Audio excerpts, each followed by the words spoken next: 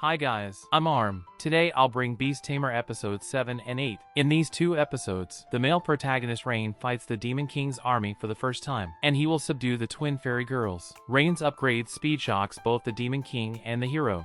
It begins with the fairy girl Sora asking Rain to rescue her captured sister Luna, and Rain readily agrees. He takes Kanade and Tanya to the stronghold of the Shadow Knight. Rain takes the lead in launching a fireball attack, but the Shadow Knight is immune to the magic. And then Kanade starts to attack relying on the cover of Rain. With the innate strength of the cat race, she gains the upper hand. The Shadow Knight deduces from Kanade's gaze that they come to save Luna, and in a fit of rage, it decides to kill Luna. At the critical moment, Tanya blocks the blow with her dragon wings, and Luna is finally saved. Now, Rain and Kanade can put aside all their concerns to fight the Shadow Knight. They team up to launch an onslaught, but the Shadow Knight's defense and attack stats are very high, and a large area of forest is destroyed by it. So Rain comes up with a new plan. He controls the bees to interfere with the Shadow Knight's vision, and then he uses power-boosting magic on Kanade. With a dazzling light flashing on her body, Kanade feels endless power being injected into her body. Kanade then throws a powerful punch at the Shadow Knight. As its abdomen is punched out, countless red cracks appear on Shadow Knight's body, turning it into dust. Kanade is curious about how Rain acquired the power-boosting magic. Rain explains that it is a common magic he learned in his hometown, but he had been not able to use it until Tanya shared her magic power with him. Tanya points out that since power-boosting magic is very advanced, ordinary people can't acquire it at all.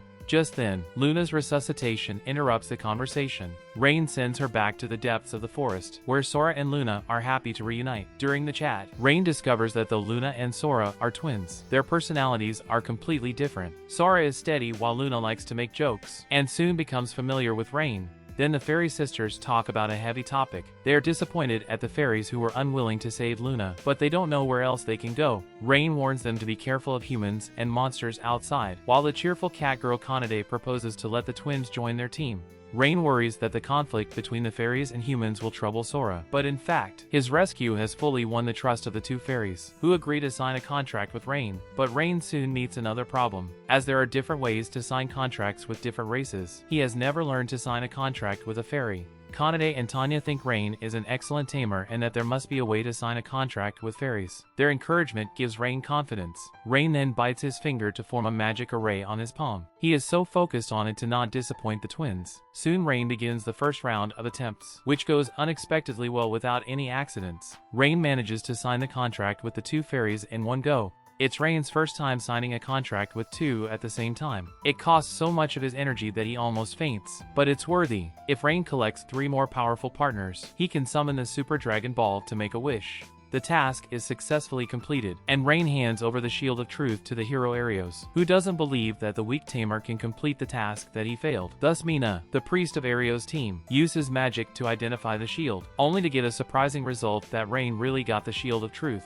Rain doesn't want to have anything to do with these people, but as he takes the pre-agreed task reward from Arios and is about to leave, Agath stops him. Despite Arios' objections, Agath wants to invite Rain back to the team, while Mina and Lynn reluctantly say they are willing to compromise and accept Rain. Their attitude annoys Rain. The heroes' party is always so conceited that they have no sense of apologizing for the past. In the end, Rain declines Agatha's invitation. What he really cares about is not the fame and wealth gained after defeating the Demon King, but the lovely and kind comrades by his side. Others of the team are just upset with Rain, but Arios has the idea of killing Rain because he can't accept that he lost to the tamer he once despised the most. Unbeknownst to Rain, he has been targeted by Arios. When they talk in the shadow of a tree, they have a surprising discovery that in the legend many years ago, the first hero injected the blood of the gods into his body, and finally defeated the Demon King and saved mankind. The biggest difference between the hero and ordinary people is that there is no limit for the hero to strengthen his power.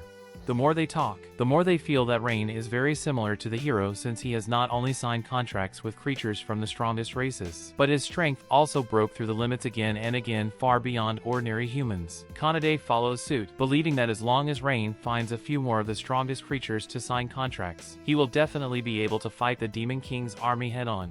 Rain's comrades all think Arios can't take the responsibility of dealing with the Demon King, and their advice makes Rain waver. He decides to think about the feasibility of dealing with the Demon King himself, which causes the morale of his partners to be high for a while.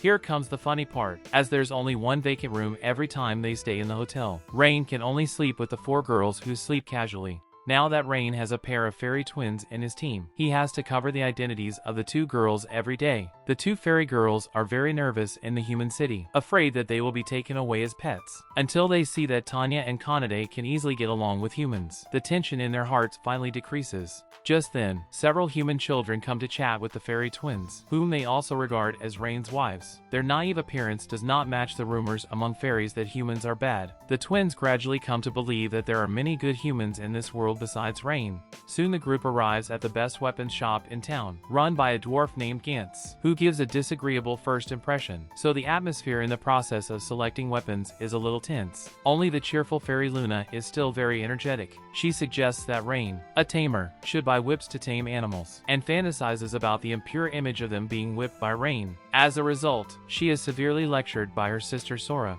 During the selection process, Rain finds that the weapons here are good looking but not very practical. Just then, an adventurer comes to buy a weapon. He keeps showing off his wealth, so Gantz sells him a gorgeous longsword. After the adventurer left, Rain asks Gantz why the weapons here are so fashionable but not practical. Gantz laughs when he hears this question. He then reveals that the weapons laid out are all casually made, while the hidden weapons are what Gantz devoted himself to making. People now only want to pay for the most expensive weapons, regardless of the fit between the weapon and the user, and they often throw away old weapons in pursuit of new weapons that appeal to them more. Gantz has countless calluses on his hands out of crafting for years, and all the forged weapons are like his own children, so he can't allow elaborate weapons to be trampled on. That's why Gantz displays ordinary weapons to test guests, and his good weapons are only for knowledgeable adventurers like Rain.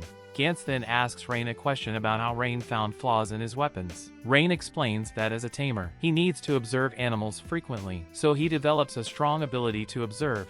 Gantz treasures the special fate between them and decides to customize a weapon for Rain. However, the problem is that there are not enough materials to forge weapons. The problem is in the mithril mine that has been passed down for generations in the Gantz family. However, there is no mithril or out of a sudden. Generally, there is supposed to be a process for a mineral to be depleted, so Rain suspects that someone is stealing mithril ore for his own weapons, and to help Gantz, Rain takes on the task of investigating the mithril mine. When Rain and his comrades go to the Adventurers Guild to report, they hear that the hero Arios is recruiting auxiliary personnel, and there are many people rushing to sign up for fame and fortune. Rain has a good mindset and doesn't get angry at his hated one Arios doing better. Just then, the guild receptionist Natalie is curious about the identity of the fairy twins, and the playful girl Luna deliberately misleads Natalie to think that they are Rain's wives. Rain hurriedly takes out the task file to change the topic.